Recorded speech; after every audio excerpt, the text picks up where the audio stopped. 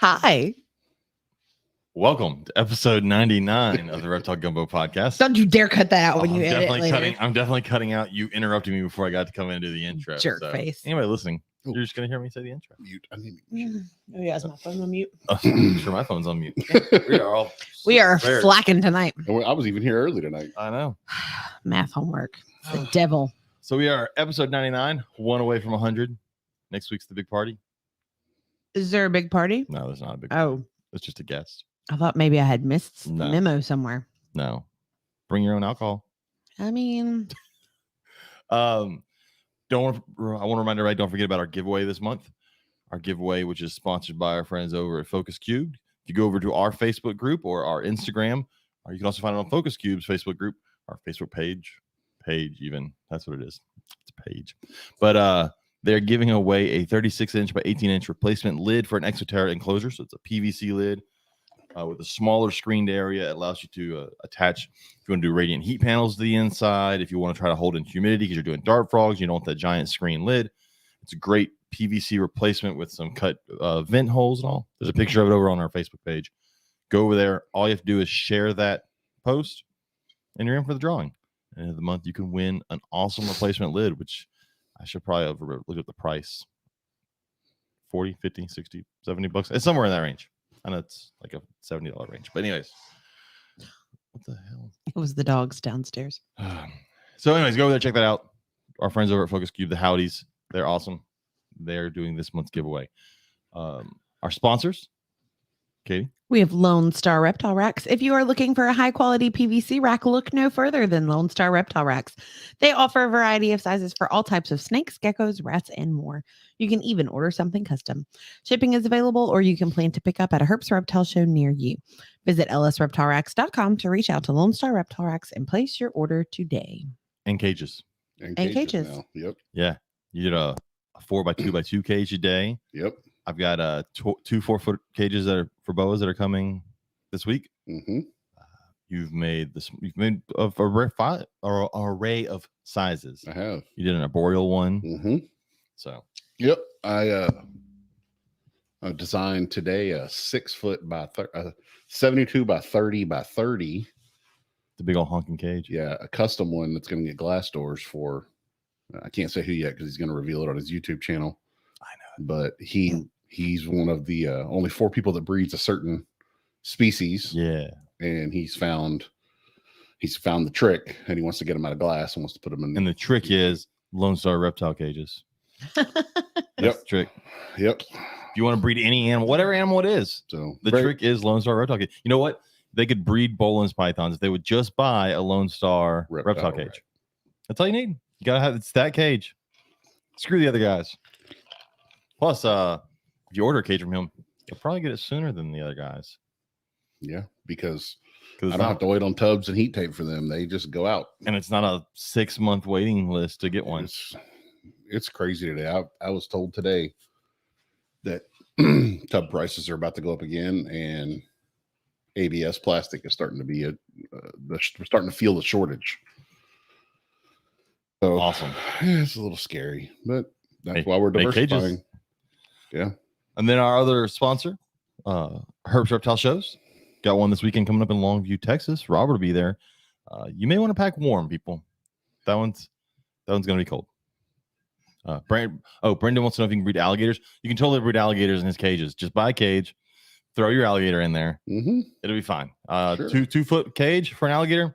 You know, Yeah. they're like goldfish. They don't get bigger. Yeah. It's sure. Just turtles do the same thing. Snakes. I mean, it dies at 3, but it's fine. I'm just going to sit here and stuff my face while y'all are. You enjoy your cucumbers and cheese that you ate. I did. Thank Anyways, Herb's Reptile Shows, Longview, Texas this weekend. Go out there. I don't know if the grilled cheese truck is going to be there. It is. Oh, then you got to go. If you're going, just plan on eating there and get a grilled cheese sandwich. And I know it sounds very, very plain, but they've got some amazing grilled cheese sandwiches. The barbecue and macaroni and cheese grilled cheese sandwich. Mine is the Isn't there a peanut butter? I was about to say the peanut butter one's good. Avocado. I had one with avocado. I basically ate like It's a 4 different marinated things off avocado. of their Remember? truck. It's like a Great. marinated avocado. It's like a balsamic marinade, isn't it? Mm-hmm. The one I got has like 3 different kinds of cheese, peanut butter, and a fried egg. It was awesome. And it I had that one too. ridiculously good. I am slightly sad that we're not going. We will not be there, but we will be. My birthday weekend will be in Conroe, Texas, at the big Conroe show. We will. Come on out to the Conroe show, January 29th. You'll be there 30th. both days. I will be there. You won't be there both days? I won't know until Friday night if I will be there Saturday. Well, I'll be there both days. So come out and see us January 29th and 30th.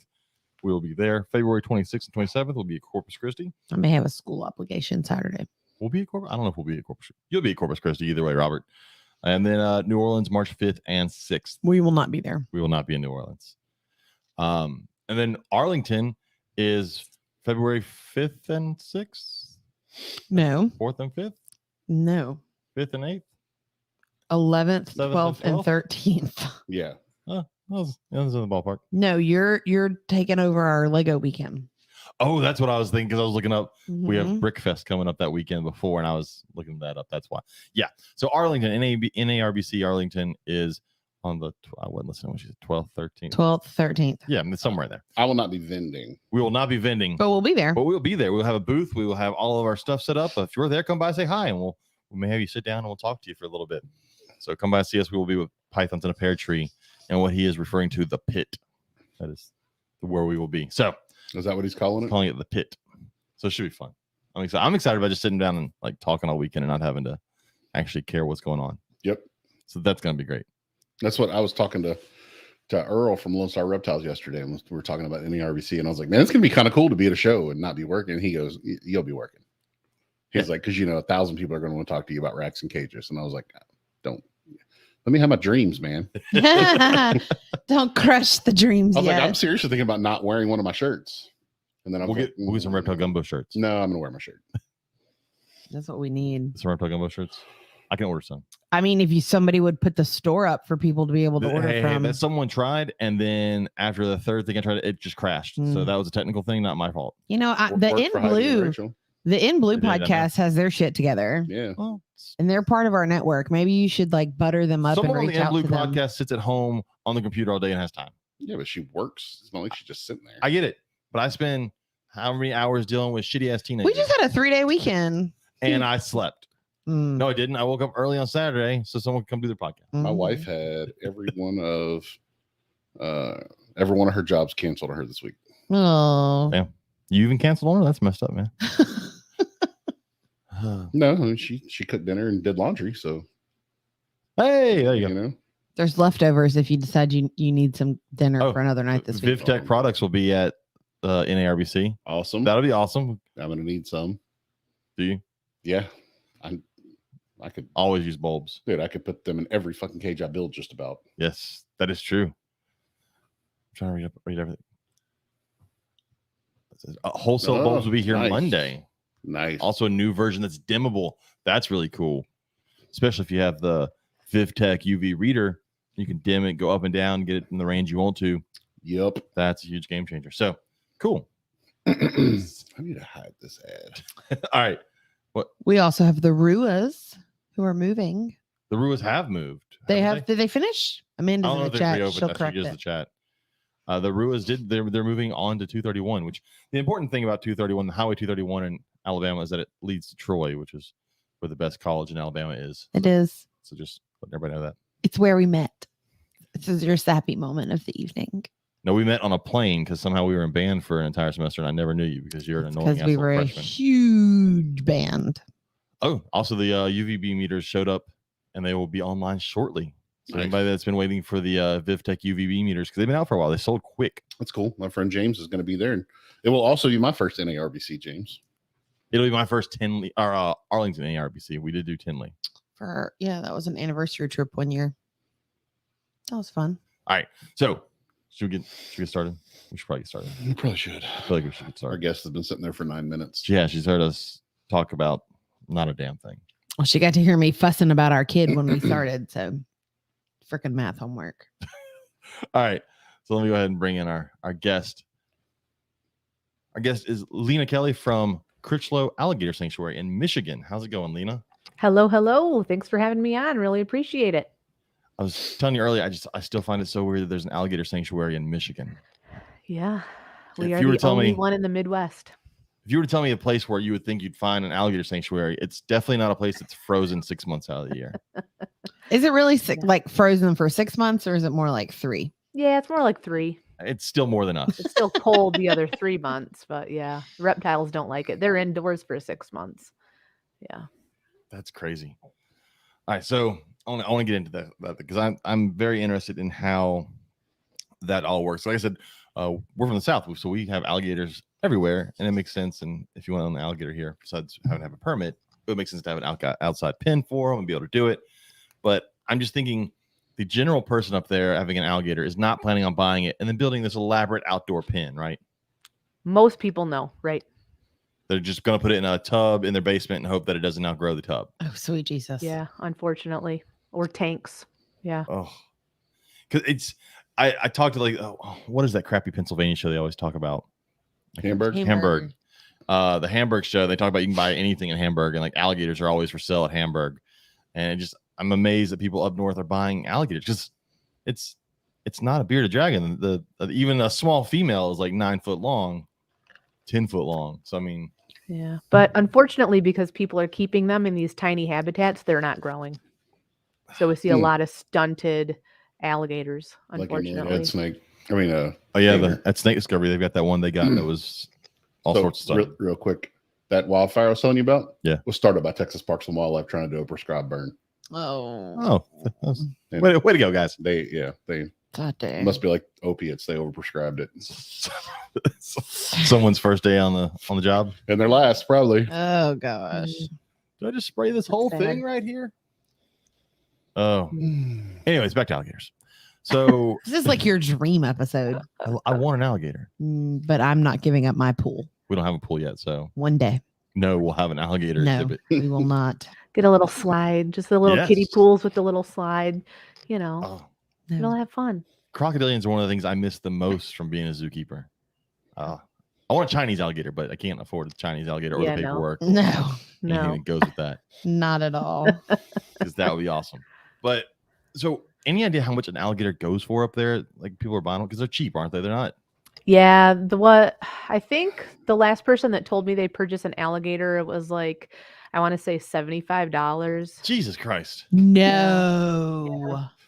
The tanks like when and you the go to a show. accessories are all the expensive stuff. No. The gators are pretty inexpensive, unfortunately. I'm not promoting the sale of alligators. I'm not promoting it. Don't my drive up to gosh. Michigan and start buying cheap gators. Please don't. So, but yeah. And there's no permit system or anything. You can just buy an alligator. In Michigan, yep. You can buy them, That's- sell them, breed them, trade them. There's no law for That's Michigan. insane. That's like the first time I showed up to a show. Blows I my saw mind. like cobras for $100. I was like, who the? Then you Yeah. realize Yeah. what the fuck is that person gonna do? If they're breeding alligators, they have 100 eggs. So yeah, they're gonna be cheap because Mm-hmm.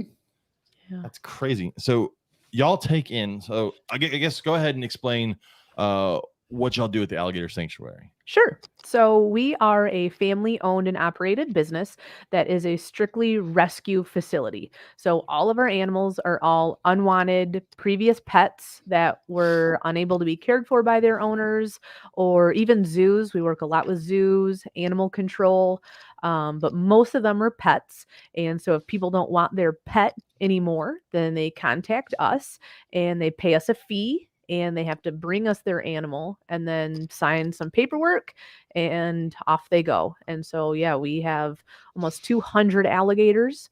We've Jeez. got lots of turtles, tortoises, just a few snakes, a couple of bearded dragons.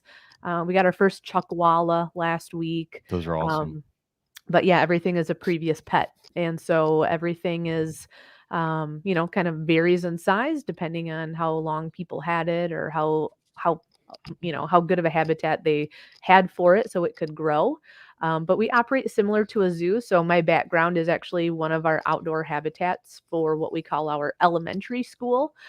So we have all of our animals outside in the summer. And so we put them in like schools. And so we have like a preschool for like the cute little tiny alligators. And then we have like the elementary school is for our roughly 2.5 to 4.5 foot gators. And then we have our middle school, which is our 4.5 to almost 7 footers. Our high school is our 7 to 9 footers. And then we have like a college section for our largest alligators. And then we have individual sections for any animals that came in that have injuries or weird issues that just need ongoing care. And so, yeah, so we operate similar to a zoo. So people come in, pay admission, and they can purchase food. And we offer guided tours. And so we give everybody that comes through a tour if they want a tour, which most people do. And the tour usually lasts about an hour, and they can feed the gators, and you call them over and they run over and chuck food at them, and they run over and eat your food. And so that's pretty entertaining. And then we do shows with our alligators. So we do train them. They have to learn their names, learn to come, lay down, open their mouth, close their mouth. Various commands, simple commands like that. And so, yeah, people watch us interact with our animals, and they can hold on to an alligator. They can do an animal encounter with the tortoises. They can go into the tortoise habitat and feed the tortoises. And but basically, the tour is talking about obviously how we got started, where most of the animals came from, and then a lot of the stories, because similar to people, all these animals came from pretty interesting backgrounds. So some have had really traumatic homes before they came to us, and some had really great owners. And so we tell people all the stories that we can, at least the ones that we can remember that year. Because like I said, we have 200. So it's kind of hard to remember, like, oh man, what's his story? I forgot what his story is. And so we usually try to have lots of signage as well for people that don't really want to do the tour, but still want to enjoy the animals. So, yeah, so that's basically what we do. So my mom and dad started the business in 2007 as an actual business. We used to do this out of our home when I was a kid. So when I was a kid, we had alligators in our basement and snakes in the closet and iguanas in the bathrooms, and kind of had a lot of my friends. yeah, pretty much any other herper, right? And so then eventually my dad was just taking in so many animals for free, and he was like, you know what? I need help. I need help taking care of these animals. And so he opened up a facility. And so, yeah, so my mom passed away about 1.5 years ago, who was very much involved. And so my dad, my brother, and my nephew and I all run the facility. And then we have some really awesome employees that come back seasonally. So, yeah. I have so many questions after So that's kind of all of it in a quick little nutshell. So bring on the questions. Okay, I'll ask a few from our chat real quick, and then I'll get into mine. Yeah, absolutely. One said the food bill has to be intense. Actually, it's not. So we use Missouri crock food. Well, And so because we sell it to the public, we actually make a little bit of money. So There you go. So smart. Plus, they're feeding them for you, so you don't have to go feed them. That saves them exactly. time. Yep. Darren Watson asks, are the gators tame? I imagine some are ish, as much as it can be. Yeah, as much as they can be. I mean, we're in their habitats all the time, so they're pretty used to us being in there. I've never been attacked, knock on wood. But you're not walking up and just like booping them on the snoot with your fingers. Yeah, not usually. I mean, I try not to handle them if I don't have to. But like I said, we do train them. So I mean, we're in their habitats. They do have to learn how to target train with sticks. Or some of them are, I have one that we give eye drops to. Oh, wow. So he comes up, he lays down, we give him eye drops. And then, I can touch their tail. I can touch their hind legs and their belly. I try not to, I want them to be alligators. I don't want them to be, I don't want them to be so docile that I'm like, oh, look at me, I can hug my alligator. I don't think that's right. So I don't do that with my gators. So they're very much. You mean you don't like stick your head in the mouth and? No, we don't do any of that. Or pull dollar bills out of their mouths like they do in like Taiwan or Thailand. Every time I see that stuff, there's a video where the guy sticks his head in there and it grabs his head and starts spinning. I'm like, yeah, you deserve that. Totally deserve that. I know. Joe Dirt. Joe Dirt and Rocky. Yes. So the eye drops. I gotta get back to that because that's fascinating. So it comes up and doesn't close the nictitating. It keeps the other membrane open and allows you to put it straight into the eyes. Yep, because he comes out onto the land. That's crazy. Yep. Yeah, he has teary eye. He was from a house fire. Oh no! And the smoke and the fire and everything messed up his eyes. Yep. So he'll use those drops for the rest of his life. Yeah. Oh wow. Damn. James Smith asks, "Are y'all nonprofit?"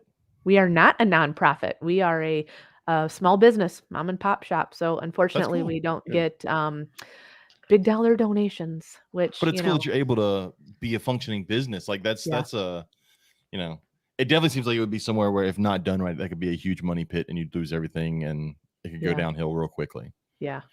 Yeah, it was a struggle the first few years when we were open. We were like, oh man, is this going to work? And we had already taken in about 30 alligators prior to us opening as a facility. So we took, I brought 30 gators to start the business. And yeah, we were like, oh man, is this going to work? And so many people are like, what are you guys doing? You're going to fail. You're in Michigan. This is crazy. And we've been around since 2007. So, and Doing every something year, right. yeah, every year we get, more animals, obviously, and more visitors and a little bit more media attention. So doing Do y'all something do right. since you're running more like a zoo, do you do any of the educational stuff where you have like camps for kids to come or anything like that? Or is it still just people just come and whenever they get there and kind of just open to the public? How's that? Yeah, we don't do any camps just because we don't have enough employees. Yeah. So yeah, we don't, but we do, we do allow field trips. So, as long as there's, however many supervisors or chaperones with their group. So we'll do private tours. So our hours are 11 to 4. And so we can do private tours with like just a field trip of kids or a camp group from like 10 to 11. So that way I also don't have to deal with our general public at the same time as Yeah, I don't like the dealing with the tour general group. public either. That's the hardest part of the job, actually. The animals are so easy. It's, dealing with the public and the parents that don't watch their kids and the kids running around and throwing rocks and things at the animals and, Throwing pennies in and making wishes. Yeah, that's actually one thing that we tell people to not do. That's one of the largest killers of captive alligators. And so we don't have any money transactions at near any of the parks. So there's no coin machines good. for food. And so but every year when we clean the ponds, you still find a couple of, coins, but That's it's crazy. not anywhere near what it, what it I could don't- be. So I don't know if you get this. So I was a zookeeper in Louisiana, and if there's one thing about people in Louisiana, they'll eat fucking anything. For real. And so as a reptile They'll keeper, eat or fucking anything. they'll eat or fucking anything. As a reptile keeper in Louisiana, I got to find out how much everybody wanted to eat the animals I took care of. How often do you ever get anybody talking about how they want to prepare your alligators for dinner? No, I've only had one. I've only had one person, and he was actually from Louisiana. Those are rookie numbers. But I know. he called. Well, so people can call us and ask like, "Hey, I don't want my animal anymore. Will you take him?" So we usually get a lot of those calls first. But once we tell them we have a fee, people don't want to pay that fee, right? Like, why should I have to pay you to take away my animal? And so the guy was like, my mistake. yeah. And so the one guy was like, from Louisiana, I'm just gonna eat my gator. And I'm That seems about right. okay, well, and the whole time he was like, he's my buddy, he's my best friend. And I'm thinking, and you're gonna eat him? Okay. Totally Good, eat him. good Yeah, luck he with probably that. would. Totally ate him. He Yeah. definitely ate him. So I don't Yeah. know whatever happened to that gator. Probably didn't tell the kids probably though. No, he probably fed it to the kids. Yeah, no, I used to get all the time, especially the snapping turtles. I get told all the time with how they would like serve up them snapping turtles, and they wanted to eat my Yeah. alligators. My alligator gar. I get told all the time how they'd make gar balls, and yeah, I don't. That doesn't go like any other animal. Nobody walks up and goes, "Oh man, that lion right there, I'd fry that lion up." No one ever does that. But you put reptiles in front of them, you get recipe cards from people. They're just like, "Hey, this is exactly how you do We it." could make a sauce with that. Mm-hmm. Who's Or they tell you what sauce would go good with that. Yeah. Yeah, here it is. I know a guy that ate his ball python. I don't know. I'm trying to see who that was. Someone said they know. Yeah, Is that Ryan? I don't know who that is. I know a guy that ate his ball python. That's horrible. It's not Max, is it? I saw somebody today in Southeast Texas Snake ID posted a picture underneath their travel trailer in a RV park right here in Houston. They're like, "What is this?" It was a freaking big pinstripe ball python. What? I said, "Yeah, it probably got out of somebody else's trailer." Recently too, because like it's gonna freeze the next few days. It was a big, healthy looking snake. I'm terrified when it finally gets cold again that I'm gonna get sick again. Well, in 2 days. Enjoy it. Felt amazing at car rider duty this afternoon. So I guess the biggest thing that surprises me is you keeping them outside part of the year, but being in Michigan, they definitely all have to come inside this time of the year. how do you house? I guess how big is your facility, and how do you house 200 alligators indoors for months at a time? Sure. So we are about a 3.5 acre facility, but we use cargo shipping containers. So we have a bunch of those all around the property, 40-foot ones, and we build all our own habitats inside of those. So those are big, huge habitats, Oh, and nice. so we insulate them, put some huge ponds in there, and then just heat them. So we have waterbed heaters that we put underneath the ponds because we have found that they spend a lot more time in the water than they do basking, and so we try to focus a lot more of the heat in the water than we do with the air. Gotcha. And we use electrical air, electrical heating, and so that can be really costly. But yeah, so we have let's see, 1, 2, 4, 5, about seven of those, and then plus our gift shop turns into basically large masses of aquariums and turtle ponds and small gator habitat. So in our gift shop, those are some of our smaller animals, or some of our a little bit more expensive animals. So our Nile croc, our Moralitz croc, Oh wow. the dwarf caimans. So those are all in our gift shop right now because that's also a lot easier to heat. And it retains the heat a lot better than those cargo shipping containers. So yeah. So that's 4 species of crocodilians. Any more? Is that? Yeah. Yep. We have just the American, and then we've got the Nile croc, the Moralitz, and the dwarf. Yeah. Man, how big is your Nile right now? He's about 6.5 feet. Oh, still small. Yeah. And he's about 19 years old. It's the only crocodile I ever had tried to kill me. It was a female Nile. Really? Jumped He's off. actually pretty nice. She hated you. Oh, she jumped off the edge. The pool was drained. It was a 4-foot drop, and she jumped off the edge of the pool straight at my face and fell 4 feet onto the concrete.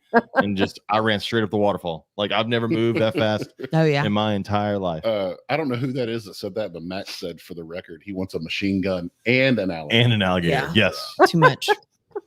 Too much, Max. Too much. Lots of permits there, Max. Come on. Yeah. Man, I can't imagine. I guess I can. There's so many other reptiles that people buy that they don't have any idea what's going to happen or plan past tomorrow. So it shouldn't surprise you that alligators fall into that list too. Yeah. But you would just hope someone picks up this baby alligator and goes, "Oh yeah, no, I know how big these get," and then puts it back down. Yeah. But they probably do the same thing they do with everything else. Oh, I'll get this, and either A, I'll get rid of it before it gets big, which I fucking hate that person. I want to slap every person that ever says that. Yes. Or they believe the old myth it will only get the size of whatever you put it in, because those people are stupid. Or they're just like, oh no, in 5 years I'll definitely have something bigger for it. Right. Which means instead of the 10-gallon, it'll be in a 55-gallon. That's the same guy that messages me, "Hey, I've got eggs in the incubator that are hatching next week, and I need a hatchling rack." Yeah. Next week. Yeah. Mhm. 3 years ago, he's like, I'll get me a hatchling rack, and then he tries to get it a week before the hatching.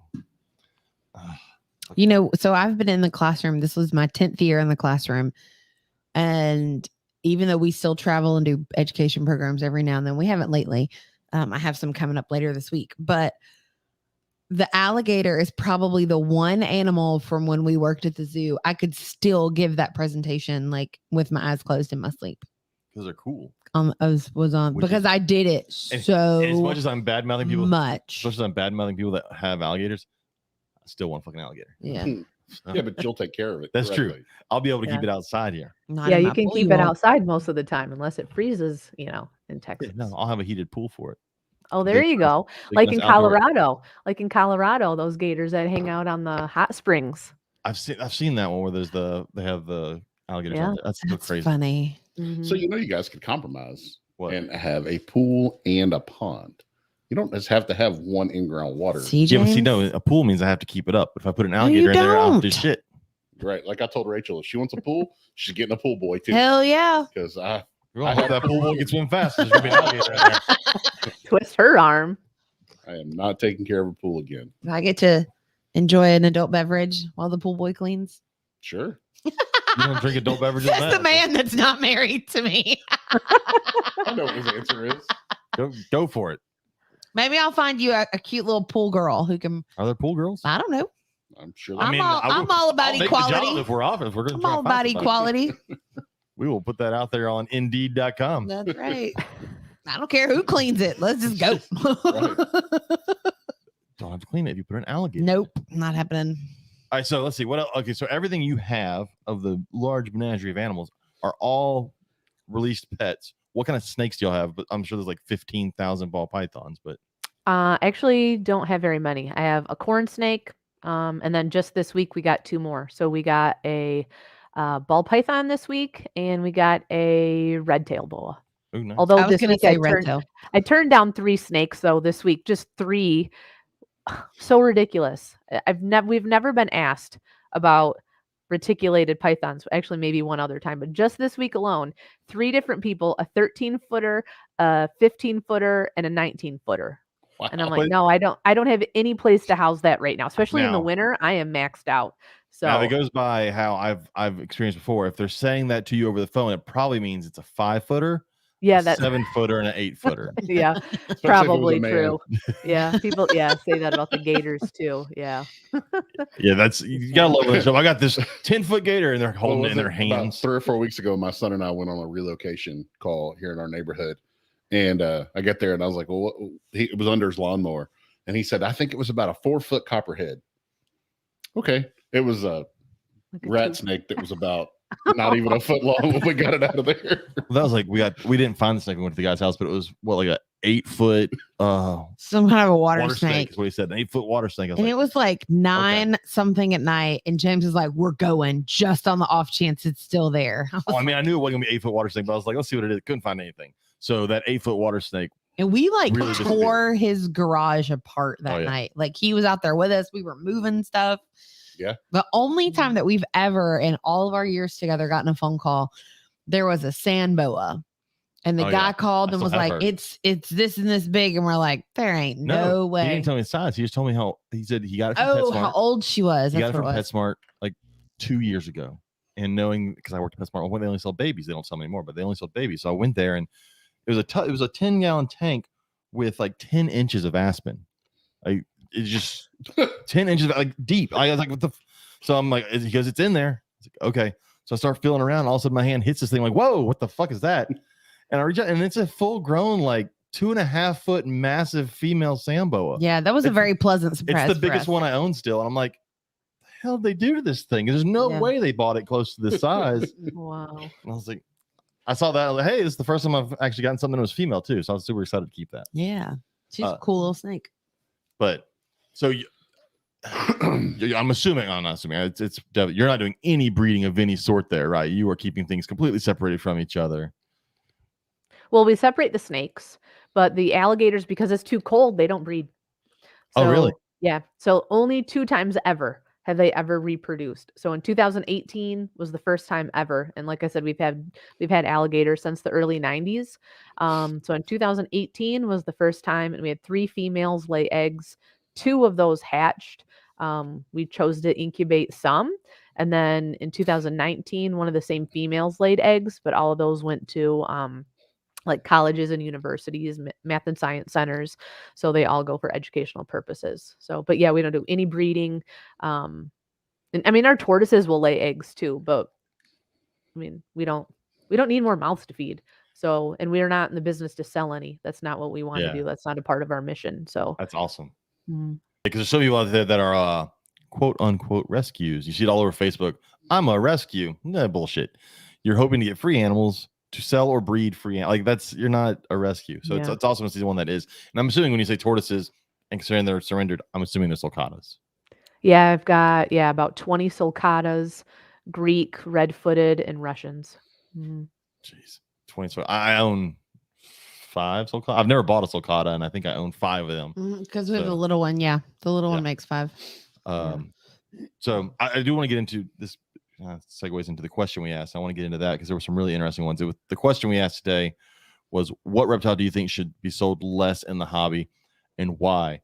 And I pretty much agreed with almost all of them. They're all thoughts that I had. So we'll go through several of them, and I'm sure as we go through them, you'll go, "Oh yeah, we have one of those," because I'm sure these animals on this list have ended up at your facility at some point. Let's see. This one got on there quite a bit, and I agree with this one. Savannah monitors. They said they're pretty much exclusively wild caught and sold as cute babies for $25. Then end up being 4 feet long before you know it. And they're also usually kept incorrectly and become really unhealthy. People feed them rodents and ground meat and chicken when they really should be eating insects. Do you have any Savannah monitors? We don't. Oh, you have any monitors of any sort, or have you Nope. turned them all away? No, we don't have any. Yeah, that's a whole different mixed Yeah. bag of nuts there doing a monitor. Yeah, right now I turned down a lot of animals that I don't have a lot of experience with because I just have so many other animals.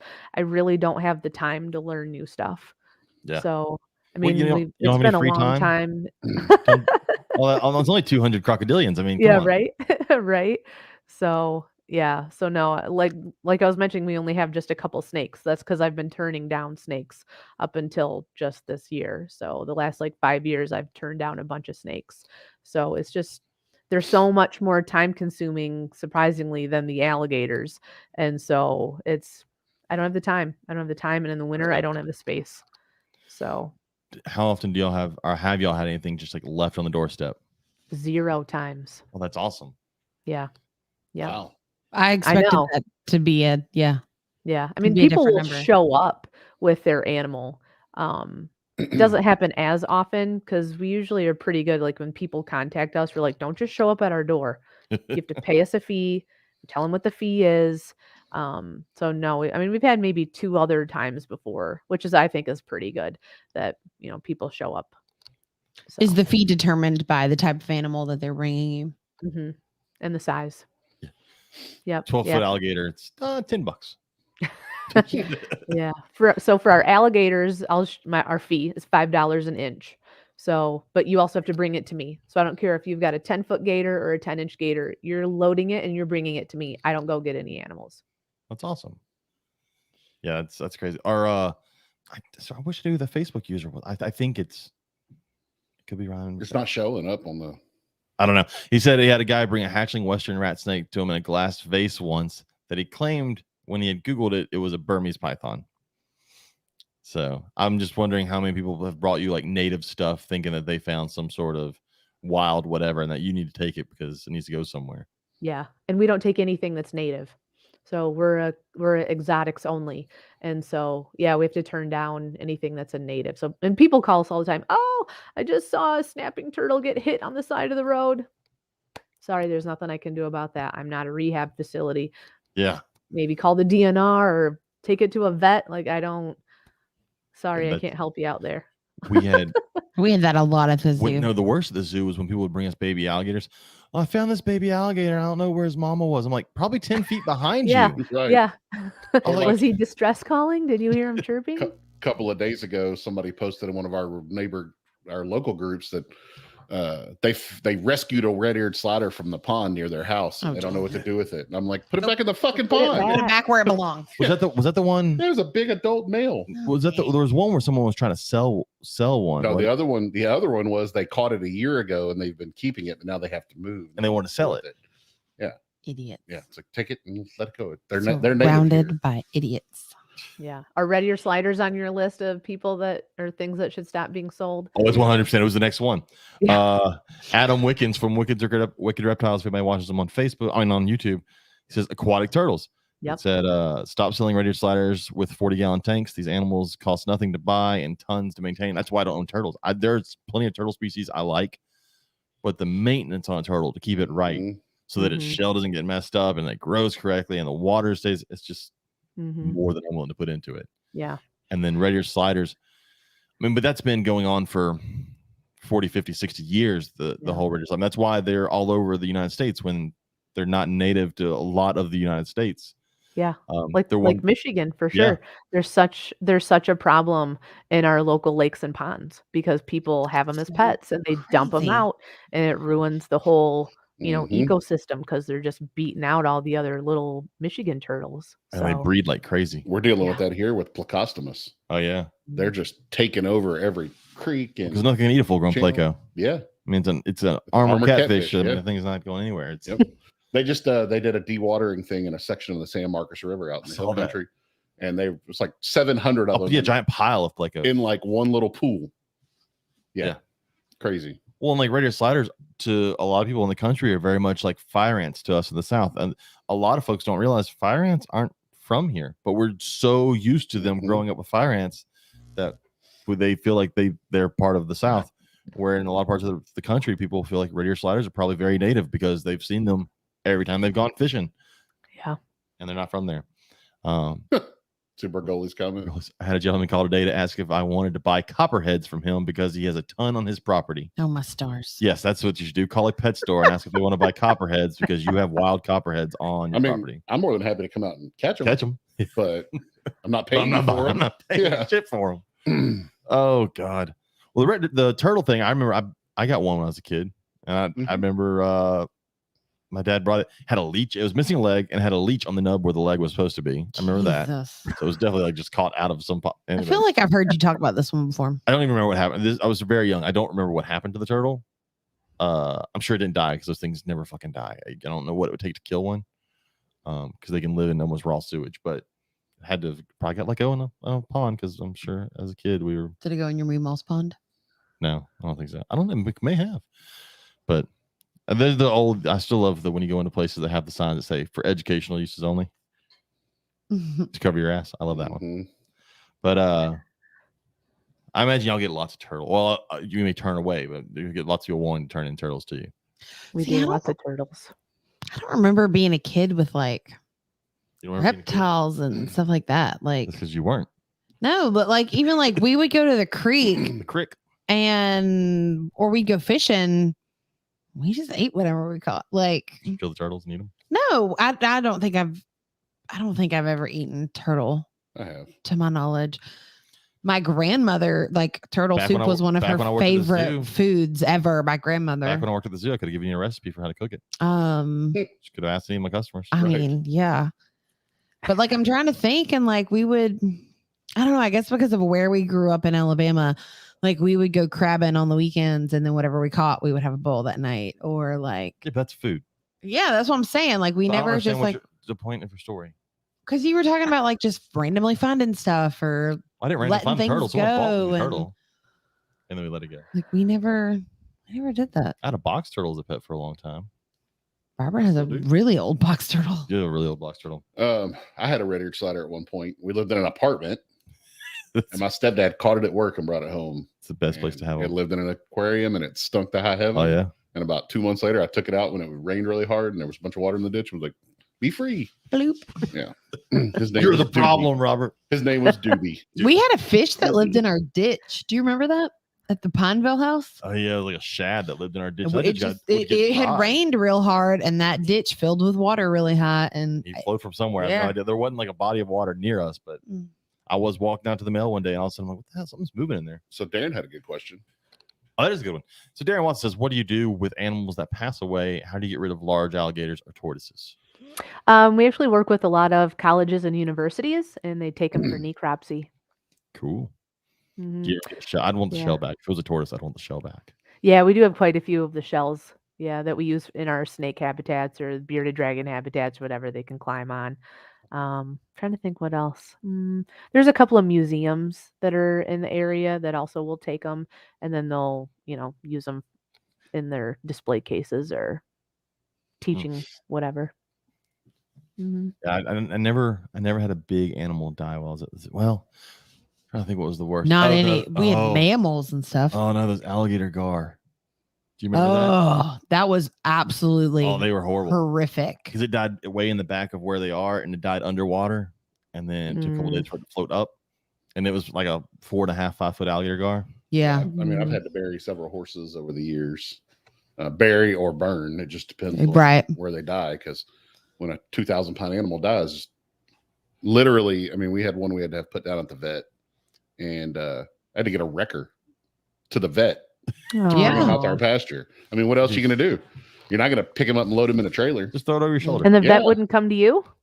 So he was actually a just under 2-year-old, very hybrid stud quarter horse that belonged to my aunt.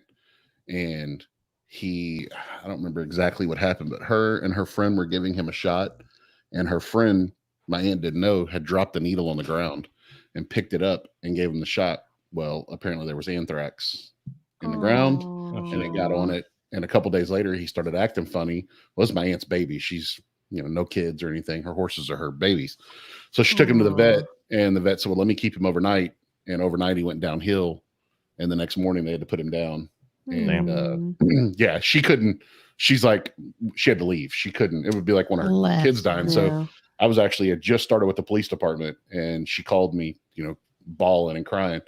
So I went over there and ended up calling one of our records to come over there. And I remember seeing she had just had his feet done, and his 4 perfect feet were sticking out of underneath the tarp. And I was like, couldn't cover it up. And yeah, and then because he had anthrax, we had to bury him 8 feet deep. I was about to say, you've got to go even deeper with that. Yeah, I had to bury him 8 feet. So I had to get a dozer over there, dig a big ass hole. And yeah, that was a rough day. Yeah.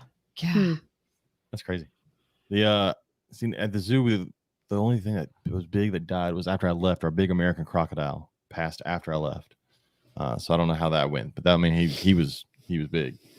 Let's see. Our next one. Our next thing that people would like to see quit being sold, sulcatas. I mixed on this. And a lot of people said I'll comment on this one in a second, but I'll read it. It says he bumps into people constantly that think they will be able to just find a home for it when it a home for it when it gets too big for them, and don't realize that every zoo and rescue I come across is overrun with them. Yes. They turn up wandering around the town. One of mine was wandering around town. Ours too. After they escape at least 2 or 3 times a year, they're far more bread produced than responsible homes for them. Yeah, absolutely. Yeah, it is. That's why. I mean, none of the ones that we have were purchased. No, and I don't give it. I think that's one problem. I would love to breed tortoises because I think it'd be really cool, but I'm not going to do sulcatas. Like I have that redfoot, and I may grow my redfoot up and breed a redfoot because that's a cool reasonable redfoot. size. They're cute. Someone who loves you bought you that redfoot. Yeah, but don't tell my girlfriend. Yeah, we had to stop taking in tortoises as well, just because we have a actually they're in a 20-foot container, and then the smaller ones are in our gift shop. But yeah, we have to redo one of our 40-foot containers for our tortoises next year because we just have so many. We have 30 tortoises this year. Wow. 20 of them are sulcatas. And I'm betting you have such a wider range of shell shapes on those sulcatas. Yep. There's the ones, the bad ones you see that look like Lego pieces. Just stick up right in the middle. We have one. His name is Notch because it looks like someone tied him up when he was younger. So there's actually like a notch on one side of his shell. It's actually, I feel like it's mellowed out over the years since we've had him. It hasn't gotten better, but it hasn't gotten worse. Yes. I guess that makes sense. But I also don't think that at that point when that much damage has been done, it won't ever get better. That's a problem. You'll see it in sulcata groups a lot of times. People will go, some people think that their tortoise will get better. I'm like, no, it won't get better. It just, you can do things to make it not get worse. It will always have a fucked up shell. Once it has a fucked up shell, it's fucked up. It can just, as it gets bigger, the fuck up can look a little less noticeable because it's bigger, and that's not so.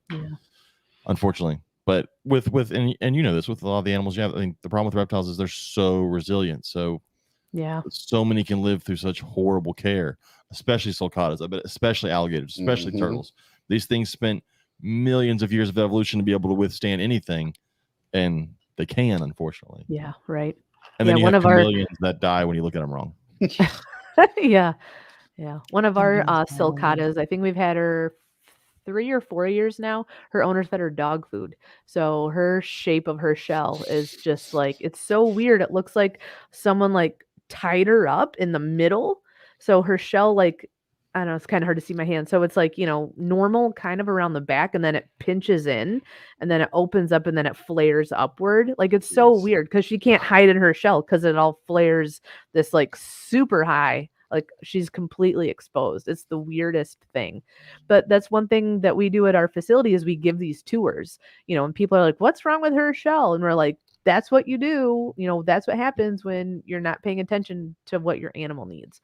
Yeah. So, and so that's one thing that we talk about with whatever you're going to purchase. If you're going to be a pet owner, whether it's a rabbit or an iguana or a dog or a cat, like, know what you're getting into before you buy it. Absolutely. Know how long it lives, and are you committed to the lifetime of that animal? And so many people are like, that's a good point. I'm like, That's a good point, but I'm gonna ignore that and just go ahead and do what Yeah. I want anyway. Yeah. So it's So it's if you just could keep all You your don't own space. if you could keep all your book learning to yourself, I'm gonna go ahead and give me whatever I want. yeah. Oh, I It got is. told It's that so today. Did you really? Your book learning? I got told today that I need to spend more time in the woods and less time in the books. Okay, then. For some reason, these hillbillies think that being educated and being someone who spends time outdoors are mutually exclusive. Yep. You can't you can't do both because You throw in the wrong kind of chromosome and then you're just going to Yeah, blow their damn because minds. in their small little narrow worldview, nobody's educated. No. They're all Their dumb. whole Right. family's fucking retarded. Right, You should right. be stupid too. So they think that, if you went to school, they automatically distrust you. Mhm. We see it in the Black Panther group all the time, but today in the Tennessee group, that Oh. guy was on a whole other level. Ugh. The fucking I couldn't Indian read that rock shit. pythons breeding with rosy boas in Florida, creating an ecological disaster. Yeah, but you're saying it in Oh a my complete sentence. I stars. tried to read the shit on that post, and so many misspellings. I couldn't understand what the sentences were saying. Like I knew they were words, but they weren't words that went together. I grew up with those people though, so I can read it. I had that issue today with a message from a parent. I had to print the email and take it to a coworker. I was like, there's no punctuation. I can't read this. Well, it's like what is it on Airplane, where she's like, "Excuse me, I speak jive." just hang juice blood. Yeah, I could do that with the hillbillies because I am one at heart. Honestly, I guess. Oh, That's how I feel about the Cajuns and the Coonasses back in Louisiana. I can understand that. I lived there long enough. If you talk to me, I can understand you. Oh, I'll get back to my list here. Scott Borden said ball pythons, common boa, savanna monitors, and iguanas. So yes-ish on some of them.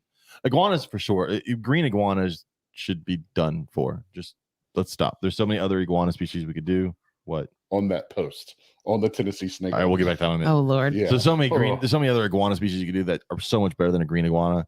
And if you love the way a little green iguana looks, buy a fucking water dragon and move on. I was going to say there are other lizards out there that will give you the fix you need for an iguana. The problem is everyone sees a picture of a giant male green iguana. They go, that's fucking awesome. But they don't see the person with the scratches and the messed up arms and their fingers all broken from the tail and bites. And the tail whips marks. They don't Yeah. see that in a picture because you can't feel a tail whip in a picture. Yeah. I mean, I can. I felt it, so it takes me right back to it every time. But So one of our vendors that vends with herps, she does body painting and face painting and jewelry and all this.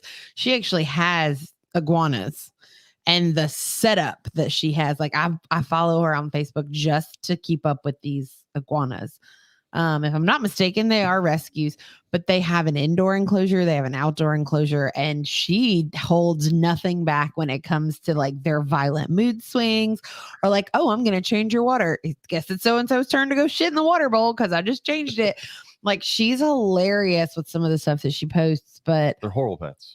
but she will straight up tell you And you need to know what you're doing to get into this. The problem is someone's gonna listen to this going, I've got a green iguana, it's great, it's wonderful. You either have a poorly taken care of green iguana, which is too cold to act the way it's supposed to, or you have the 1 out of 5 that is decent and it's probably a female. Because the rest of them suck. You say that though, and we talked to somebody one time who had a giant. No, they had a female, and his wife wasn't allowed in the room. Yeah, that once a month. Yeah, there's weird stories. Like the female iguana got very territorial over the husband, but it was only during a specific time of the month for the wife. Well, you sound as crazy as that person. It made me like it made me laugh. Savannah monitors again on here. That's on here several times. I definitely agree. Those are taking horribly. As a person who loves common boas, I think common boas are pretty good pets. I mean, I think that they definitely are an animal that people get and don't understand how big they get, even though I don't think they get that big. What are common boas? What we have. Okay, that's what I thought they were, but I was like, are you talking about red tails? Yes, red tails. And then people get upset and go, it's not a red tail. Fuck off. It's still a red tail. Oh, that's what I know it as. That's what I've called it for 30 years is what I keep calling it. It's got a red fucking tail. I don't know what you want me to call it, but not a true red tail like what we have. And then ball pythons, yes and no. I mean, look, I shit on ball pythons every episode, and I will continue to because I can't stand them. And they definitely are bred in ridiculous numbers, and there's definitely a lot of them that aren't taken care of. So I'm torn. Yes and no. I do think they probably should be bred less, but at the same time, they still make a decent pet for people who need a first pet snake. As much as I fucking hate ball pythons. So I agree with Scott for most of that. I do. And his why was because a large amount of them end up in shitty homes, and that is true. But the problem is that's true about Any animal. I mean, having so many. It was weird driving to school today. We almost hit a pack of dogs, but it was like a pack of like Newfoundlands, like 3 or 4 Newfoundlands running across the highway. Yeah, fucking weird. I was like, I had to do a double take because normally you see a pack of dogs, it's just like 4 or 5 mutts. No, it was like 3 or 4 bright white Newfoundlands running across. Did they have like collars? Can't tell. It was dark. It was. Oh yeah, you dark. leave early. But I mean, you can see these big white dogs. I just couldn't tell if they had a collar. Our bee boxes are gone. The bee boxes are down the road. The bee boxes are not down the road anymore. Oh well, no one knows what we're talking about because No, that's not their story. Anyways, sorry. Andy Grossman said all of them, they're animals, not CD players, and need to stop being treated as disposable inventory. I agree that people need to take better care of the reptiles, but I wouldn't say all things need to be sold less. I mean, the reptile hobby is growing exponentially, so they are going to have to be produced for people that come into the hobby. They just need to educate people better so that they don't get these animals and not take care of them properly. Like when people come to your sanctuary, you guys are educating them on the animals, and because people are going to go buy a ball python, buy tortoises. It's a good thing that you're not like, don't buy them, but don't do this, So Joe Smith said giant constrictors, they require more care and space than most people can realistically give them. I do agree. I see so many retics bred and it scares the shit out of me. Like I don't know where they all go. You see these videos online. I mean, they're laying clutches like 50, 60 eggs. And I'm just like, where are all these giant snakes ending up? Apparently trying to end up at your sanctuary. Yeah. Yep. Ryan Holland said iguanas and Chinese water dragons. The problem is I don't see Chinese water dragons that much anymore. I definitely agree on iguanas, but I think Chinese water dragons are a pretty good replacement for somebody who wants a green lizard. So I don't ever see him. I don't remember the last time I saw one. Really. And I'm sure like our buddy John Grant probably has them every now and then in his shop, but I don't see them that often. James Ware said standard green iguanas. He's rescued so many. Mm-hmm. That's definitely, I agree. He says they're being imported. Are they still being imported? They're still importing green iguanas? I guess they are. Or you just go to Florida and catch them. Yeah, apparently they've put out falling iguana warnings for later this week. Oh, because it's getting cold? Get cold and they're going to be falling out of trees. And then they wake back up. Yep. Do they really? Yeah. Holy crap. There was a story somewhere. Someone like went out when the first time they saw that like the iguanas fell out of the trees, they got too cold. Someone like went and collected them or something. Thinking they were dead. And then they woke up. Oh my goodness. When they got warmer. Were they like all in this person's car? I need this article. I have to Google that. It's worth a Google. Isaac Kyle said ball pythons because they're ball pythons. I agree. Let's see. Dominic said all the common pets seen in the pet stores, from rare letters to ball pythons to iguanas. Yeah, no. I get it. I get it. Again, with reading these, I get the things that are common, people not wanting them, but again, some of them have their place. Now, green iguanas definitely don't have their place. They can go somewhere else. Let's see. I'm trying to look for some of the others. Ryan Cox said retics, tegus, large monitors. I saw some other people in here that said Savannah monitors. Yeah, so all things that I think we all agree that are just don't make great pets for the mass majority. Now, with that said, talking about alligators and sulcatas and large constrictors, they do make great pets for certain people, but they don't make great pets for the general public. So that was very interesting. It's funny that list is all pretty much the same stuff over and over again. But so back to keeping 200 crocodilians alive. What is the biggest one you'll have? Our biggest one is Godzilla. He's about 12 feet, 11 and a half, 12 feet. We rescued him from a pet store that was going out of business. He's our longest resident. We've had him for about 20 something years. Wow. So yeah, we got him. He was about 5 feet at the time. And at that time, he was our biggest alligator by like 2 feet. And we were like, he's so huge. What are we going to do? And he's, so big. And, now he's, like I said, 11 and a half, 12 feet. And so, but he's such a good gator. He's our show gator. So he's with a female Medusa. And so they're together. And so that's where we do our shows is in Godzilla their habitat. and Medusa. That's awesome. Yep. I love big male alligators. I just I missed. That was one of my favorites. We had one at the zoo, and but he was raised from a baby by our director, and he was awesome. Moise is probably 12 feet long, Katie. Give or take. I mean, he's massive. He's huge, and he's got a female. Probably more on the give side now, Yeah. but but yeah. Yeah, I'd go in there and clean the pool and everything, and they're so easy just to get to move. Like between, so I had American alligators, American crocodiles, Nile crocodiles. The slender snout crocodile was a little bitch, so that wasn't a problem. The Chinese alligator couldn't care less. That was super easy. But between the big guys, the big alligators were the easiest. You just push them, and they're like, "Oh yeah, it's time for me to go and get out of the way." Yeah. My bad. Yeah. And the big American croc, once I got him out of the way, he would just sit there and stare at me while I cleaned. But he put on quite a show as you tried to move him. And then the Niles would sit like they're doing nothing and then attack you. That fucking happened. But I always hated when I'd be in there cleaning. I don't know if y'all, because y'all saw me, but they'd be in there cleaning and people would walk by and they go, "Oh, they're not in there right now. He's in there cleaning." I'm like, "No, it's fucking in here. I'm in here with it. It's right there." Like, I'm not those sissy ass big cat people who lock that shit up and then go clean the pen. I'm in here with it. Yep. I want people to know that I could die. But I miss crocodilians. Your mom, I will never forget the first time that your mom She came walked to away. visit you, and it was a feeding day. The first time she ever came to like see him at work. Because we had a pit of like 4-footers, 4 or 5 footers. Oh yeah. And I'd hop down in there and they'd line up in the water. You can toss them the food. And he would talk to the visitors, and I mean, it was an advertised time, like go by here and see them fed at this time. And Yeah, his my mom walked away. She was like, I cannot watch this. I'm like, these are the little ones. What are you talking about? that was the closest I ever got to getting serious. Well, other than when the big Nile came after me. That was the one time I got lackadaisical. The only time I ever did, and it never fucking happened again. Because we had a small, like 4.5 foot American croc that was sitting in the back of the pen. Oh. And it wouldn't come to the water to eat. And I was like, fuck it. And so I'm feeding, and all of a sudden someone grabs my pants leg and yanks. And it missed my leg, got just the pants. I was like, "Oh shit. All right, we're not doing that anymore." Yeah. Never heard it come up behind me. Nothing. And there were people watching me. No one fucking said a thing. I probably would have. They were gonna let you Did they get have all their eaten. phones out? Did they have their phones out? They were like ready to record. No, before we ever had really good phones. We were Yeah. good. I wouldn't have been on the internet yet. No. But yeah, that was the last time and the only time I ever let my guard down around crocodilians. It's like, all right, not doing that again. Yeah.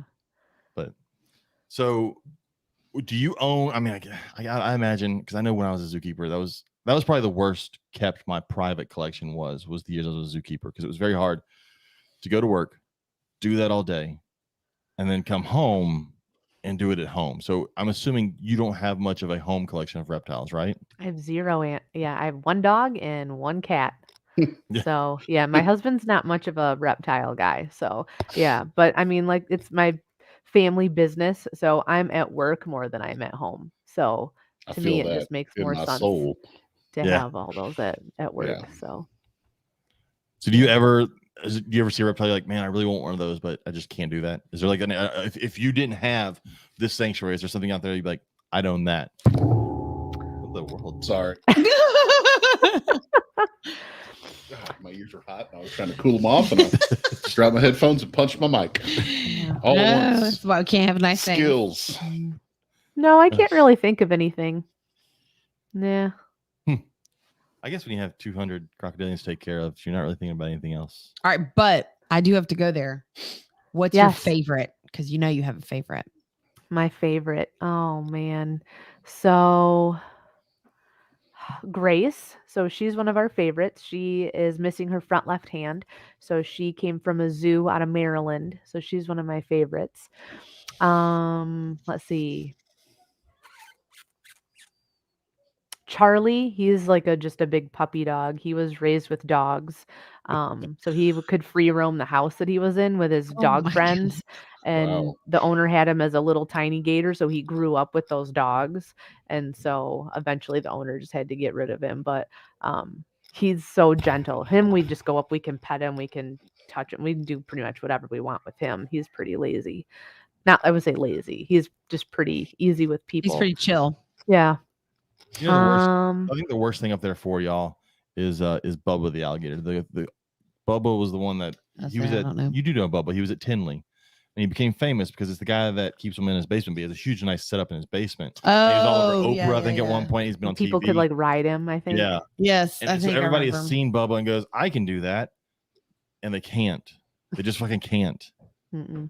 As cool as that alligator is. And I've seen videos before where like in the basement, he has the whole basement is an alligator home. People aren't doing that. And if they have a basement up there, there's a tub in the corner and they're going, all right, we're just going to leave in this feeding trough and it'll be fine.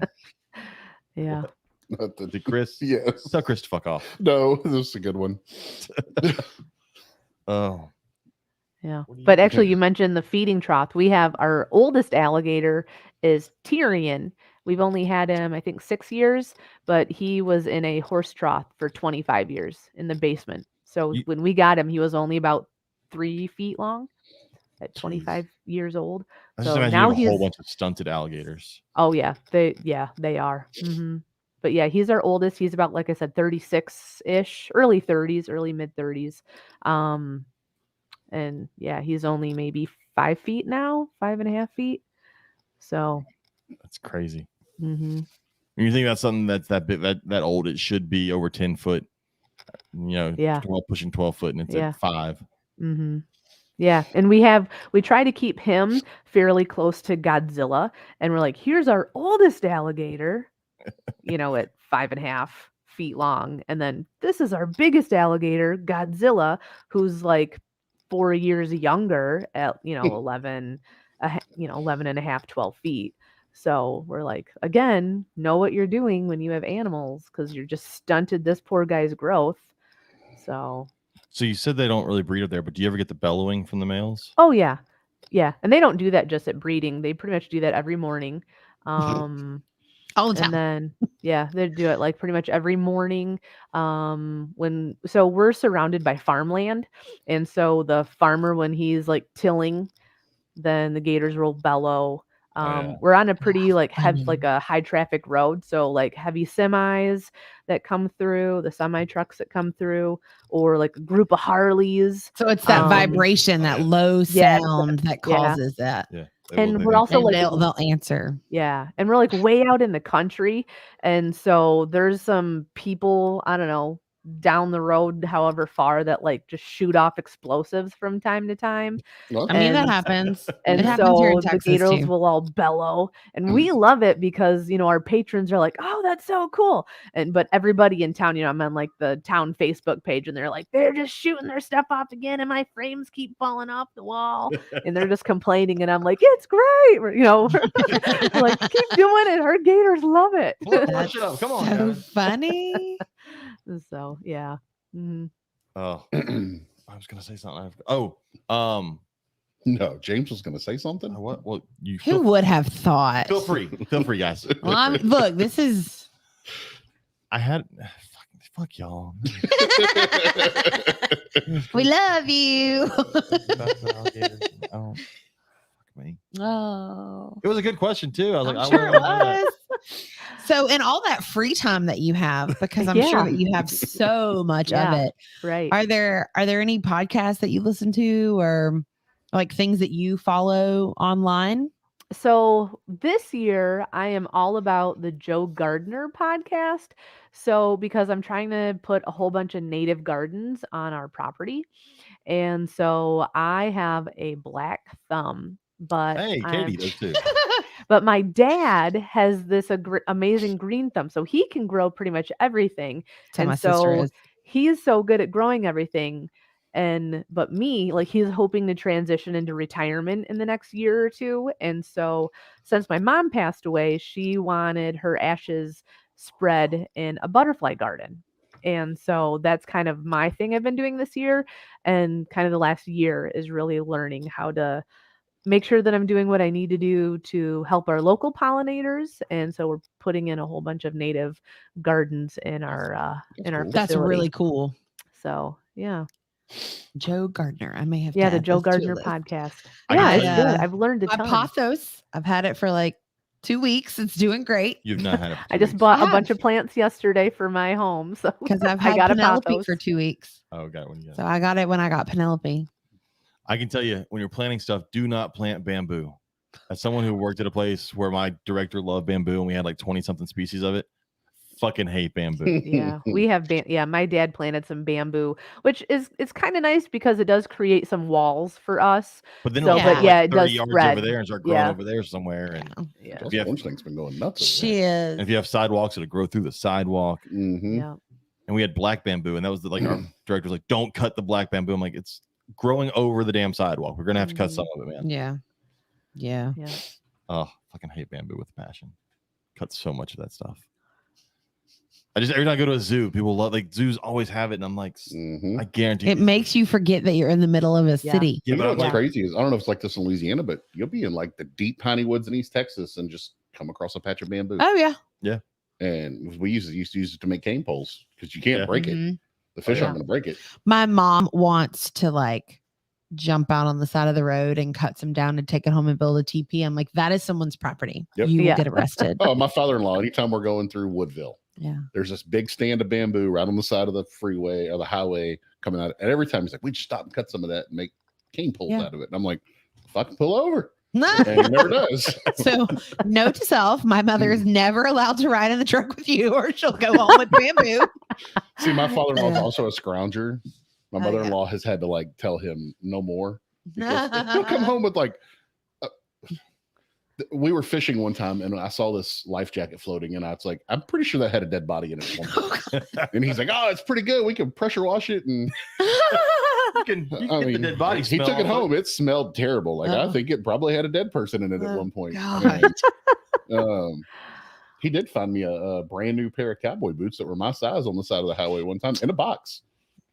Fell Like- out of a truck. Like Larry Mahan's, like not cheap. Nice. Fell out of somebody set it on top or something Uh-huh. and drove off. And Oh anyway. my gosh. I've never stepped on the side of the road to pick up trash. oh, Are you serious? if he sees a Yeah. How chain, are we married? if he sees a chain and it has a hook on one end, he will make a U-turn on the freeway, drive 15 minutes to come back and pull over and get that chain. I mean, my ask me how I mom, freaking know. my mom and I may or may not have gotten a whole bunch of wood off the side of the road one time, like filled my Kia Yeah, I know. to the top. Hmm. I do that too. All of our because wood is so expensive, especially now with the pandemic. Yes, But you we plants have that what we use call it. what We used some of it. Mhm. Yeah. So pretty much all of our habitats is like repurposed wood. So yeah. That's cool. Hmm. Yeah, no. Katie just brings it home to fucking have it. You never know when you might need it, I man. know. I do that too. I make a lot of crafts and sell them in our gift shop. So yeah. So I'm like, I can use that for something. Do you ever do any painting with your animals where they are the ones that are creating the paintings? Yeah, we've done a couple with the gator and the bearded dragon. We tried with the snake and that didn't turn out well, but we like to do a lot of those like the little baby handprints like for Yeah. first kiddo. Mhm. But yeah, we'll do those with our alligators and sell like little ornaments or I'll That's give them away awesome. as gifts for, if someone like adopts one if it's like, an important person. So, Gotcha. mhm. That's cool. So, how much do you? I guess how often do people adopt, or how many? How does that work? The adopting an animal there, obviously not adopting and taking it home. It's for anybody listening, so you're not like selling animals. But how does it work if somebody wanted to adopt one of your animals at the Yeah. sanctuary? So, because we do require a fee, oftentimes we're still taking some animals in for free. So if we're working with animal control, obviously they're not going to pay us any money. And so I'll take those animals in for free. And so we'll put it up on our Facebook page. We have lots of really awesome supporters and just say, hey, we just got this new gator in, and I take a picture or we do a video. And for $100, you get to name that alligator and you get a certificate of adoption, and we'll send you a picture of that animal. And so, and I mean, it's gone within 5 minutes. It's crazy. They want to name an animal. They just want to name it, whatever crazy. So we kind of give them a few stipulations. It can't be a name that we already have if it's the same animal. So we can't have 3 Godzillas or 17 Allies, Oh my there's god, lots I of would not those. even think Allie the alligator. Really? Not once? No, that was not one that came to Oh, my mind. really? Oh, That's so many I try not alleys. to do stuff like that though. Like, Yeah. So that's pretty nice. So so that's pretty much it. So they get to name an alligator and then they get a certificate of adoption. And then if they're close, they can come visit, in the summertime and we'll kind of point out where their alligator is. Or if they have done an encounter, then we'll try and get, if it's one of the smaller gators, we'll get that gator out for them so they can actually, hold on to it and take their own picture with it. oh, Oh, see, I just pulled up your Facebook page to see y'all did the boa that y'all just took in. Yeah. That's cool. So let me ask, biggest jerk crocodilian, is it the caiman? It's got to be the caiman, isn't it? He's not really a jerk. I mean, he's kind of stealthy. I wouldn't really call him our Morlitz crocodile. He's pretty Oh, that's right. I testy. forgot you had the I Morlitz. figured she was going to say the Morlets. Everyone I've ever met has had a nasty attitude. Yeah, but he's so cute though. He's maybe like 3 feet long. So, but he's still so cute and tiny that it's just kind of cute even if he chases you. So, it's probably not very good that you're like, oh, you're so cute. And he's like trying to jump and snap at you. But yeah, it's probably the Morlitz. We used to have one of our alligators. He's still there, but he's mellow now. But yeah, anytime you'd enter his habitat, you couldn't turn your back on him because he would come and try and bite your pant leg or, bother you. Most of the time, if we're in their habitat, they leave us alone. I'm mowing the lawn or I'm weed whacking and I have to mow around them. They just don't even move anymore. But him, we could always had to keep our eye on. So I worked with a 3-legged dwarf croc and he was an asshole. yeah, I think he had 3 legs and he was miniature. I don't think he was happy about any of that. He was pissed off. We have a friend who has some crocodilians. We're not going to say his name. Yeah. He keeps them very, very well. Like, I mean, he's had his Nile since it was a baby and it's 10 foot. Yeah, I've seen the picture. Really pushing 10 foot now. He can go in the enclosure and sit Indian style and it'll crawl out of its pond and lay in his lap. Really? Wow. He That's some good work. He used to sleep in his bed with him when he was a kid, but he used to travel all over the country doing shows at fairs with gators and stuff. But I've been to his place, but he has a freaking Siamese that wants to rip your leg off through the fence anytime. And he gets in there barefoot with it. And he's a weird hippie. He is a weird hippie. But he's got a Morlets too that it'll surface and he can put his hands under it and lift it up out of the water. And then he's got another Morlets that wants to rip your face off. One that I've never worked with that I think would scare the crap out of me are Cubans because they can run. Man. I know. Yeah. If you ever watch it, they gallop and they're fucking fast. Yeah. They're so cool looking, but yeah. Anyone listening should go look up videos of Cuban crocs running. And they gallop like a horse and at full speed. Like you're not outrunning it. You better get behind a tree, take a right-hand turn or something. But they're quick on land. They are, yeah. I never had to work with one, thankfully.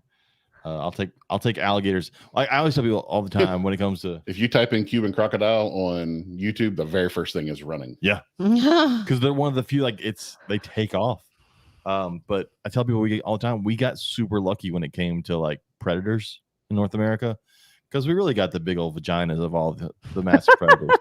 Yeah, I mean the American alligator. I kayak fish in Louisiana and now it'll be Texas, and I get people up north all the time going, what do y'all do with the alligators? I was like, you just fish around them. Like, I'd never fish if there were alligators. Then you'd never fucking fish. Yeah. They're in every body of water. Like alligators don't give a shit about you. I mean, we've seen them in ditches when we were out herping here. Yeah.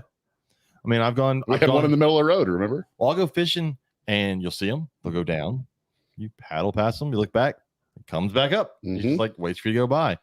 But I just joined a group once of people in it was an Australian kayak group. I accidentally somehow joined an Australian kayak group. And I was like, what do y'all do about saltwater crocs? Oh, well, we don't fish there. So they all fish south.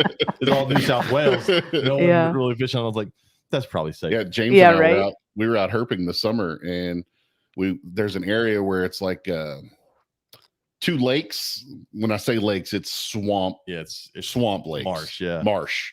And they're almost touch each other, and there's a road that goes in this little isthmus between them.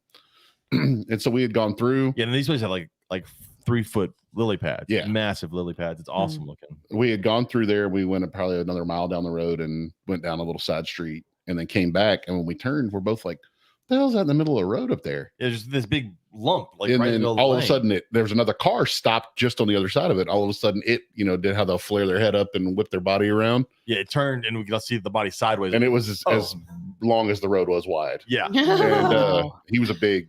and he Of course, then I floored it because I wanted to get up there quick, and he took off. shot down into the ditch. We couldn't see him, but it was a big old alligator just sitting in the middle of the road. And he disappeared in like ankle deep water in the ditch. Yeah. Mm. Crazy. Well, that's what we're thinking. I was like, damn, if it had been nighttime, someone just comes off that thing and hits that, you are destroying your car because that is hitting a log in the middle of the road.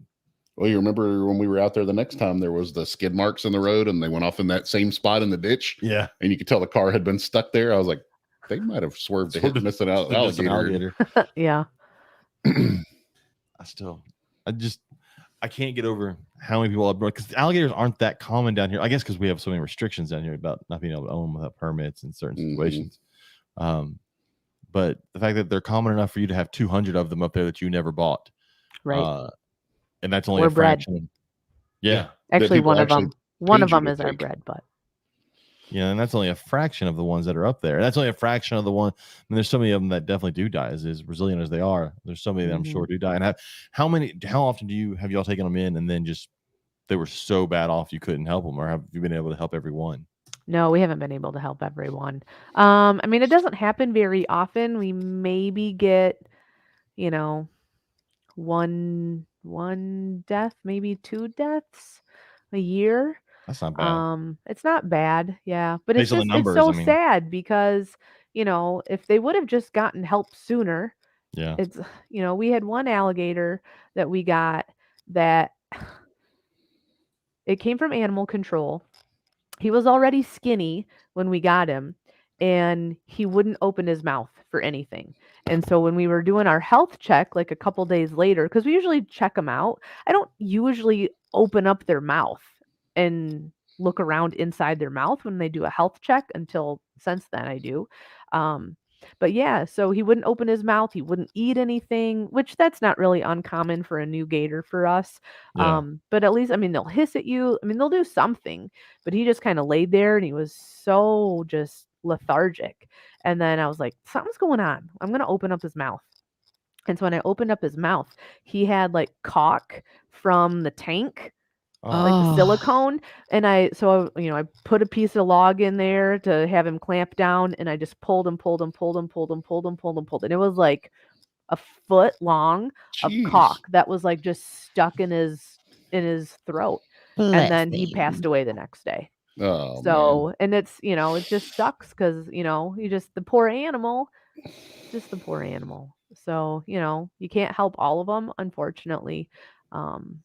Katie, I want credit. I didn't make a joke. I'm proud of you. She said it had a foot long of caulk down its throat. I know.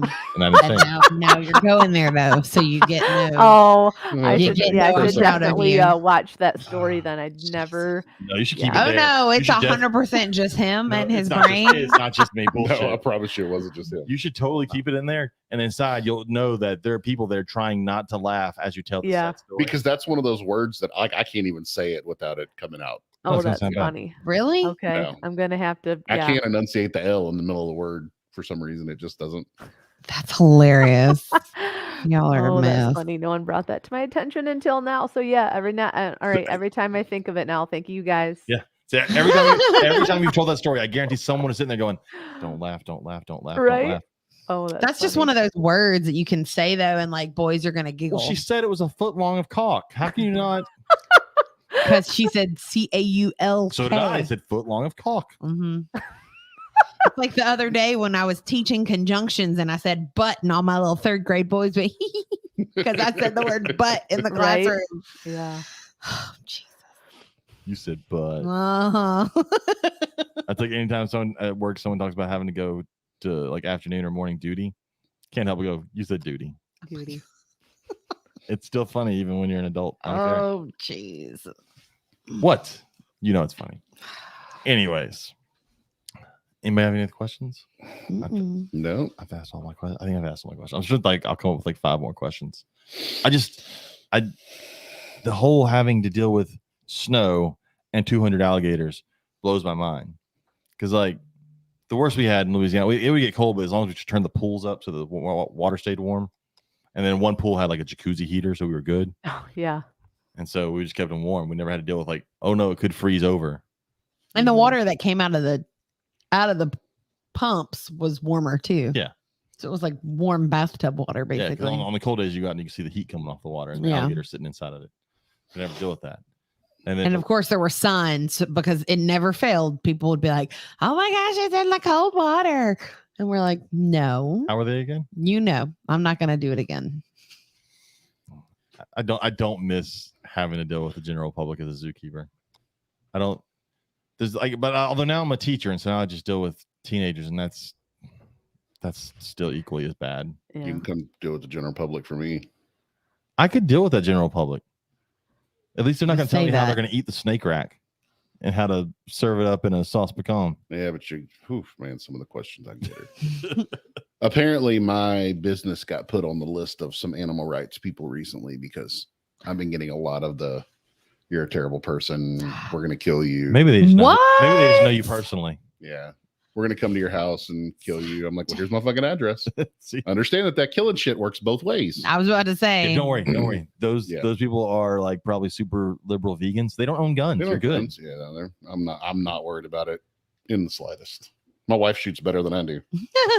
So Oh, that's a good question. Darren asked, do you think you would still be working with reptiles if it wasn't your family business?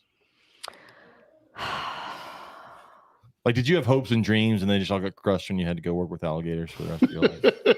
she's like, I don't want to answer that, asshole. did 10-year-old you want to be an astronaut? Like, what's going on? No, 10-year-old me. Yeah, no, I actually wanted to be like a stunt double in like movies. I used to like jump out of my bedroom window and I lived on the second floor. So I used to like tuck and roll. I'm like, I'm going to be a stunt double. That's what like 10-year-old Lina wanted to be. I'm being an adult. Lina realizes how much your body hurts when you get out of bed now. And you're like, yeah, I know. Because every time I wake up, I'm like, man, that didn't hurt before. Her husband's going to listen to this and go, man, I should have gotten a bigger life insurance policy. Yeah. Man, if this was never a thing that wasn't even invented, I probably would not. I used to be really big in like the health and fitness scene, so I would probably have been like some type of a health and wellness counselor or nutritionist or something. That's kind of what I was more passionate about in my early 20s than the family business at the time. But then you realize like cake tastes good and it's fun to sit on the couch and watch TV. Yep. You know what I have wanted for the last 2 days? What? Cookie dough. Well, then why didn't you buy any? Because I can't eat it. Well, but I can. But it's not coming in my house. I'll tell you how good it is. No. Dude, you had a fucking banana nut chocolate chip thing that was like this big last I want to eat that so I bad. didn't. The bananas You will took it, jack but my sugar up I like barely- nobody's so no. business. So no. Okay, let's go back to the story. For listeners that don't know, I'm a type 2 diabetic. Yeah, sucks for you. Yeah. But my daughter got a serving of chocolate chip banana That bread was as herself, big as her face. and it was like 4 servings, and I only ate 4 servings for like a grown man. I only Yes. ate like maybe half of what was She's on my 10. plate. Well, but when she brought it into the living room, I was like, Josephine, I was like, that is not all for you. And she just stared at me. And I was like, you need to go put at least half of that back. And she looks at me indignantly. And she's like, how? And I was like, go to your room. I said, leave the plate on the table, go to your room. And I just sent her away. And the dad came along and ate it. Yeah. I ate half of it. Katie put the rest of it in the thing last I night, put it back in the container. which means I'm gonna eat some when I get off of this. There's some I took 2 bites of it and could instantly feel the sugar like in my forehead and was like, nope, can't eat anymore. I'm gonna have high blood sugar. You can't eat it; they'll take your foot. Don't want to lose your foot. I'm gonna go downstairs and eat my Cool Whip. I can eat Cool Whip. One of my cousins is type 2 and she didn't take care of herself and just had her left leg amputated. See, Katie? Ugh. See, you could lose an entire leg. I'm not even on insulin. It's not gonna get that bad for a me. leg, Katie. Not losing a leg, James. So I'll eat all the cookie dough. And if for I you. do, I'm gonna say it was like some cool animal attacked me or something. An alligator. Yeah, there you go. Now hear me out. I was walking through the yard. It was dark. it came out of nowhere. It would be believable here. I mean, and then it Got me. shot right down into the sewer. we have them in the in the lake Oh, I in my believe neighborhood. Yeah, it. there's one I in ours. totally believe it. There were people freaking out about the one in the lake in our neighborhood, and I'm like, guys, stop. It's not Yeah. going to mess with you. Yeah. It may eat our dog. Then don't let your dog. Don't let your run dog down get that to close to the water. the water. It's or let it eat your dog. Oh, mercy. Maybe it's the little yippy ones that live around. I'm all for it eating those dogs. Anyways, I don't think I have anything else I digress. reptile related this week. I have a cool educational program that I'm doing on Thursday after school for our after school program. Okay. I haven't done an educational program on reptiles in a while. What reptiles are you doing? Well, I've got my leopard gecko in my classroom and my Brazilian horn frog in my classroom, my bearded dragon in my classroom, and So I'm you're just using a safari park. probably going to take a snake for the day So if my principal says yes. So the next question is, which snake are you taking? Since you don't actually, are you taking the corn snake? Yeah, Okay, she's fine with me. that's fine. I just But didn't know you wanted one of my snakes. You're not going to take your MBK so every kid can get bitten? she might pee on them. You're like, time to toughen up, kids. No, but our after school program they have like a 45-minute homework help, and then they have different activities the kids rotate through, like through stations. And this Thursday they're focusing on animal habitats. So I volunteered because they're always they emailed the teachers and they're like, hey, this is what we're learning this week. If anybody wants to come and help out or Hey, get that weird teacher with all the animals in her room. do anything. And I was like, I'll come That do weird English teacher with all the animals in her room. it. Don't you judge me. Doesn't teach science at all. Nope. Maybe next year. Who knows? Insane. All right. All right. I'm trying to think. We're good? I think we are. We're good. I do want to remind everybody about our giveaway. Again. Just go over there. Go to our page. You don't have to do much, and it's cool. You just gotta share it, and you can win the top for your Mhm. cave, for your Exoterra. We're trying to give you guys free shit. Free shit. Take it. Oh. And I like it. free stuff. If you guys win Yeah. it and you don't want it, I'll take it. Well, the three of us can't, but you Yeah. can. You can go on and do it. Oh, I can enter. All right. yes. Yeah, we can't. got We've some given We away- animals. can't. We've We've given away given away lots of some things, really and cool shit. that I can't get, and I'm very upset. Yeah. A friend of ours won that mandala, that Venom Life mandala, and he Mhm. sent me a picture of it. I'm like, fuck you, dude. Ooh. Mhm. I Who want won it? Ryan Ryan Cox. Cox. Yeah, that's right. Yeah. Was on here earlier, wasn't he? Mhm. Yeah. I wanted that. And then, I'm getting heat panels this week. I know that's not super fascinating for everybody else, but You have stuff in Louisiana I'm bringing back to you next week. I have a Herbstat 6 in Louisiana. Mhm. For reptile nerds, you understand a Herbstat 6 thermostat is amazing. Mm-hmm. I was just told that a Herbstat 4 and a Herbstat 6 only had like $75 difference or something like that. It's $100. $100 difference. I was like, go ahead and get the bigger one. Super excited. That's what happens when your wife really didn't know what the hell you're talking about. It works. Just spend money on me. It works. We're good. You're all birthdayed out, man. Darren Watson says she gets free gators. It doesn't get better. Yeah, but she still has to take care of them, Darren. She's at 200 gators. I'm sure around gator number 175, it got old. If not before then. But all right. So if people want to get a hold of you, Lina, and help you out, if they want to adopt an animal or they want to follow you, what is the Yeah. best way for everybody to do all of the above? Sure. So, and actually wrote it down so that way I wouldn't, forget all my handles and all that. So, our Facebook page is Critchlow, and I'll actually put that, or if you want to type it out for me, I don't know where my little comment thingy went. So Critchlow, which is my family name, Critchlow Alligator Sanctuary, or if you just type in Alligator Sanctuary, Those come up. Michigan, Yeah. we're the only one there. We're the only one in the Midwest, so it'll pop up. So Critchlow Alligator Sanctuary. On Instagram, it is alligator_sanctuary. We also have a YouTube channel. I don't have a whole lot of content on there, but that's Croc Vision CAS. So as in Critchlow Croc Alligator Vision. Sanctuary. She said croc vision. Oh, Yeah, she cracked croc. his- Totally did not say crack. It was Croc. croc. Yeah. The accent came out. And like as you said it, I guess that was my moment because I started giggling because I'm like, Oh. this is not crack vision. This is croc vision. Yeah.